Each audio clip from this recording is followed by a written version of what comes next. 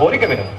గాలిలో గాని, నీటిలో గాని, అగ్నిలో గాని, భూమిపై గాని, ఆకాశమున గాని, దిక్కులలో గాని, పగలు గాని, రాత్రి గాని, ఇంటి లోపల గాని, బయట గాని, దేవ దానవ మానవునిచే గాని, సర్ప మృగాదులచే గాని, సమస్తాస్త్ర శస్త్రమునిచే గాని, మరియు రణములందు నాకెదురులేని శౌర్యమును, లోకపాలకులను అధిగమించు మహిమమును, భువనత్రయ విజయమును ప్రసాదింపు దేవ. కశ్యప పుత్ర, ఇట్టి వరముల మున్నెన్నడూ ఎవరూ కోరలేదు. అయినను నీ తపమ్మునకు మెచ్చి నీవు కోరిన వరమును ఇస్తున్నాను. బుద్ధి సంపన్నులవై మెలకు. ధన్యోస్మి, ధన్యోస్మి. హరి దానవకులవై మనకు పరమశత్రు, వారి నామం ఉచ్చరింపకూడదు. శివ శివ, ఏమి ఈ కర్ణ కఠోర శత్రు సంకీర్తం. కుమార, మనకు దైవారాధన అవసరం. దైవ పూజలు ఆచరణీయములు. కానీ మన కులదైవము పరమేశ్వరుడు, అతని ఆరాధన.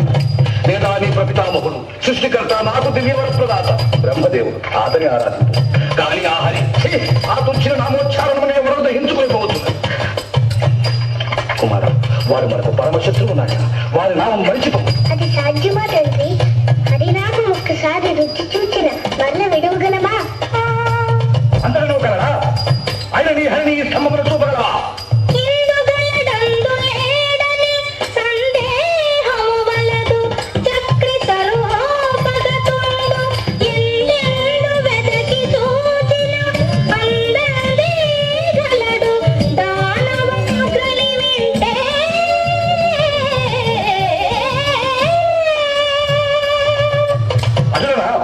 ఆయన ఈ స్తంభం నుండి నీ హరి వెలువడదాకా.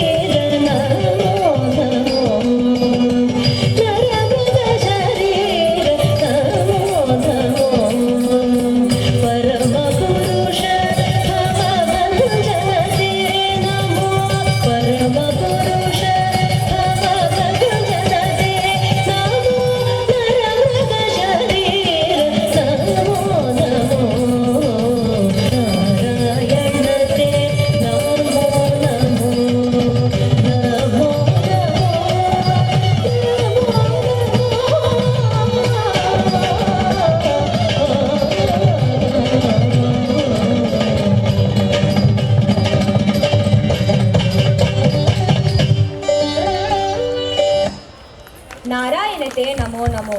బేహగ్రాగం ఆదితాళం రచన శ్రీ అన్నమాచార్యుల గారు. ఈ కీర్తనలో కవి శ్రీహరి సర్వశక్తిమంతుడిగా సర్వలోకాలకు ఆధారమైన పరబ్రహ్మగా వర్ణిస్తూ భక్తితో నమస్కరిస్తాడు. నారాయణుడే సృష్టి స్థితి లయలకు కారణమని, ఆయనే దయామయుడు కరుణాసాగరుడు అని చెప్పబడుతుంది. మనిషి